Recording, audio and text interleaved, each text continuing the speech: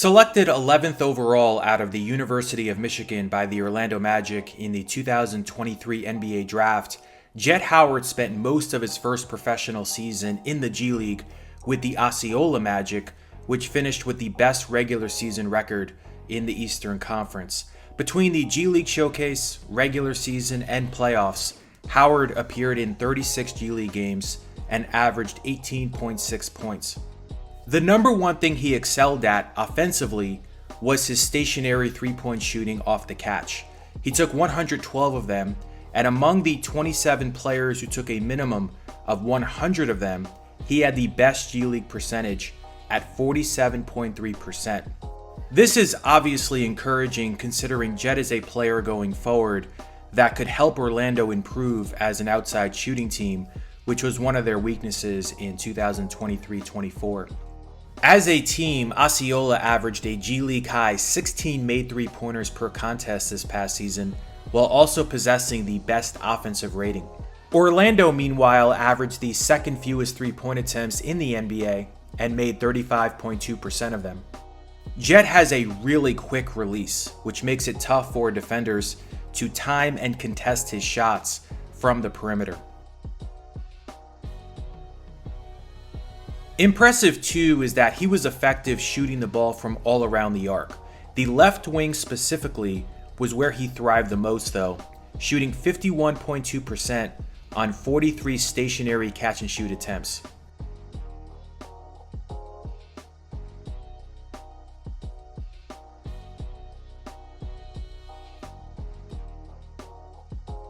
He was less efficient shooting from distance off movement coming off an off-ball screen.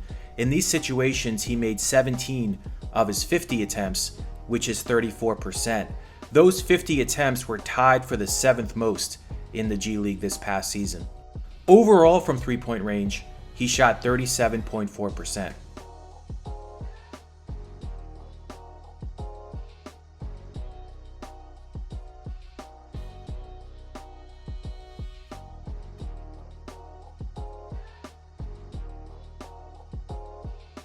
Something else we saw Jett do a fair amount of was be the recipient of handoffs, to which then he would work to create space for shots. Per Second Spectrum data, he took 48 shots in these scenarios and made 17 of them, which is 35.4%. 34 of those shots came from three-point range, but he did only make 9 of them. So most of his success in this play type was when he put the ball on the floor and moved inside the arc.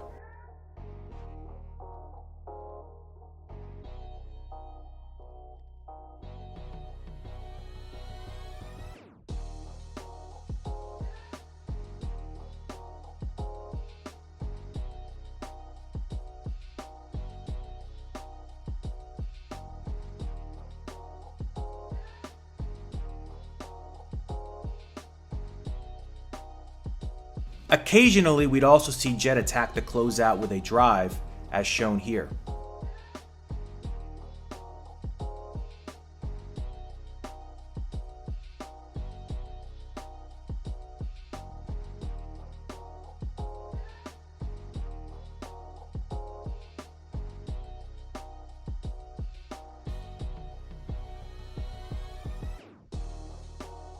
There was some opportunity for Howard to be more of a creator out of pick and roll and pick and pop action, although it's unlikely he'll be put in these situations much with Orlando, considering they have plenty of creators already, primarily Paolo Banchero, Franz Wagner, and Cole Anthony. But I do think this is something we might see Jett do a bit more if he's playing in a second unit role, where he could be asked to generate more offense and be a bit of a playmaker, which he's capable of doing with his blend of size and handles.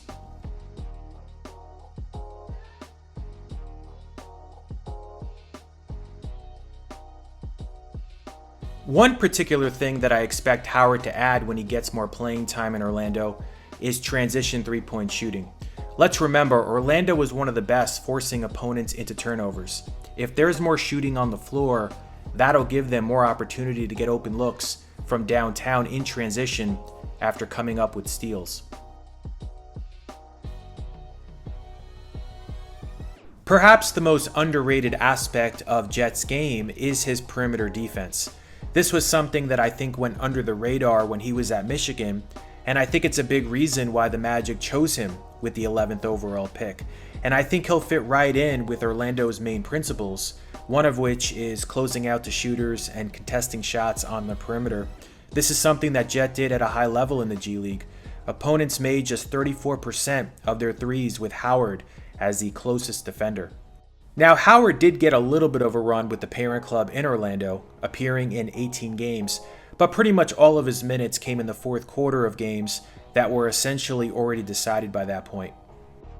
So that'll wrap up this video. If you like this kind of content, please subscribe.